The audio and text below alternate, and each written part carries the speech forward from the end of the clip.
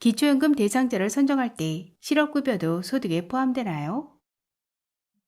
고용보험법에 의한 실업급여는 기초연금의 소득인정액 산정 시 소득에 포함되지 않습니다. 이 외에도 기초연금에 포함되지 않는 소득에는 국민기초생활보장법에 의한 기초생활보장급여, 장애인복지법에 의한 장애수당, 아동수당법에 의한 아동수당 등이 있으며 참고로 산재급여는 기본공제 없이 100% 소득에 반영됩니다.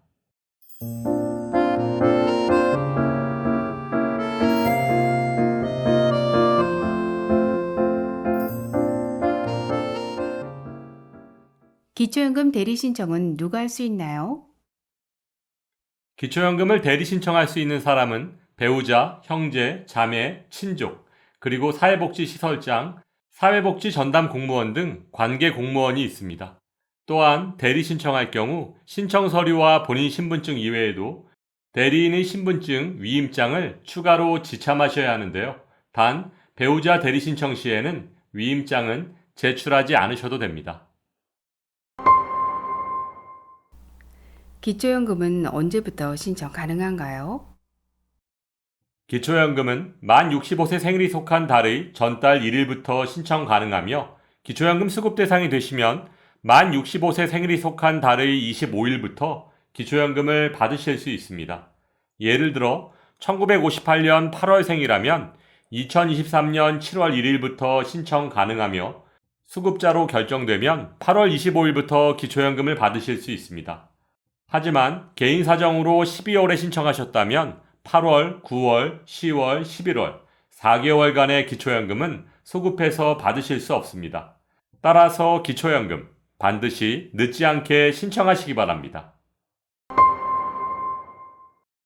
기초연금은 얼마를 받을 수 있나요?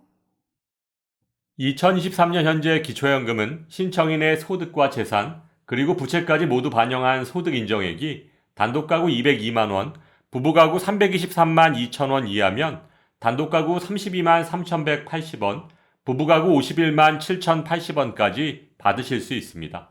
하지만 국민연금 연계감액과 부부감액 등으로 인해 기초연금의 50%까지 경감될 수 있고 기초연금의 최소금액은 연금 기준액 32만 3,180원의 10%인 3만 2,318원입니다. 부부가 모두 기초연금을 받는 경우 기초연금이 감액되나요? 부부가 모두 만 65세 이상으로 기초연금을 수급하는 경우 단독가구와 부부가구의 생활비 차이를 감안하여 각각의 기초연금에서 무조건 20%를 감액하게 됩니다. 따라서 2023년 기초연금 31만 3,180원에서 부부감액으로 20%를 감액하면 부부 각각 25만 8,540원, 부부 합계 51만 7,080원을 받으실 수 있습니다. 현재 거주불명자로 등록되어 있는데 기초연금을 신청할 수 있나요? 거주불명 등록이 되어 있더라도 기초연금 신청이 가능합니다. 거주불명 등록이 되어 있는 전국 읍면동 주민센터 또는 행정복지센터나 국민연금공단 지사에 신청하실 수 있으며 선정 기준에 적합한 경우 신청한 날부터 기초연금을 지급받을 수 있습니다. 단, 기초연금 수급자로 선정된 후 소재가 확인되지 않으면 기초연금 지급이 정지될 수 있습니다. 안녕하세요. 서울에 살고 있는 60대 단독가구입니다. 살고 있는 아파트 이외에 다른 재산은 전혀 없고 국민연금 이외에 다른 특별한 소득도 없는데 지난 5월 기초연금에 탈락했습니다. 구청 담당자 말로는 최근 몇 년간 공시가격이 많이 올라서 어쩔 수 없다고 하던데 최근엔 고금리 고물가에 집값도 많이 하락했잖아요.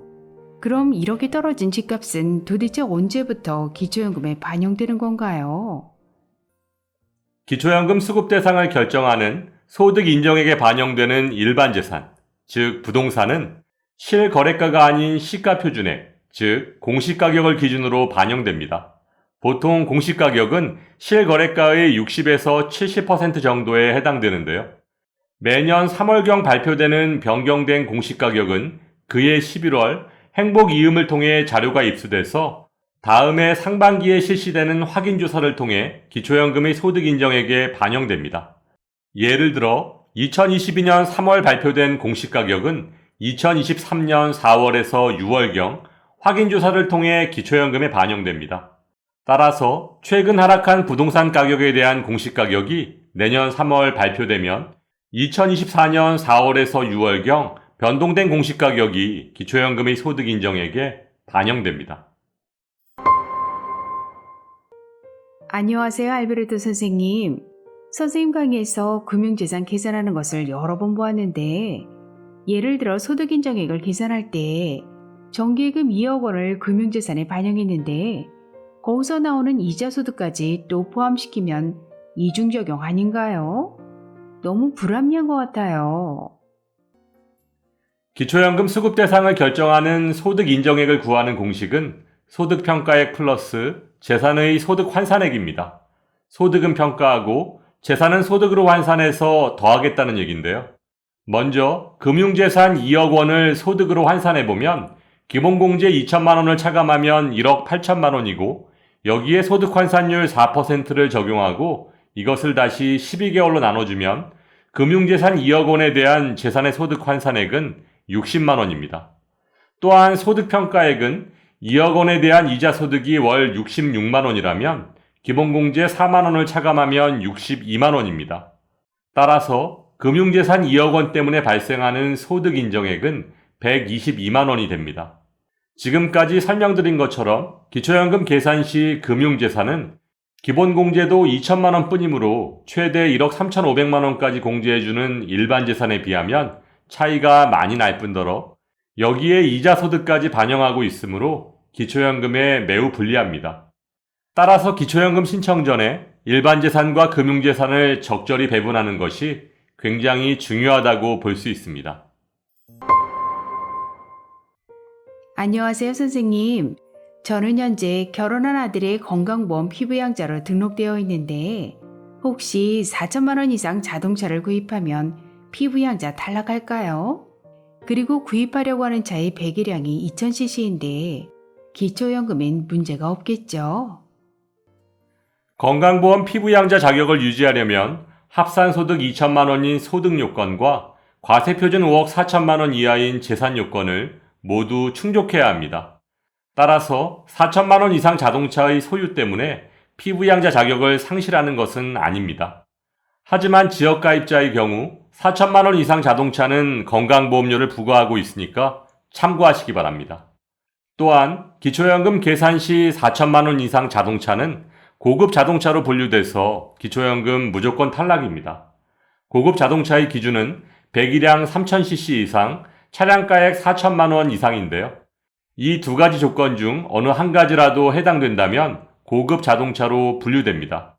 따라서 구매하려고 하시는 배기량 2000cc, 차량가액 4천만 원 이상 자동차는 고급 자동차에 해당됩니다. 좋아요, 구독, 그리고 알림과 공유는 좋은 콘텐츠를 만드는 힘이 됩니다.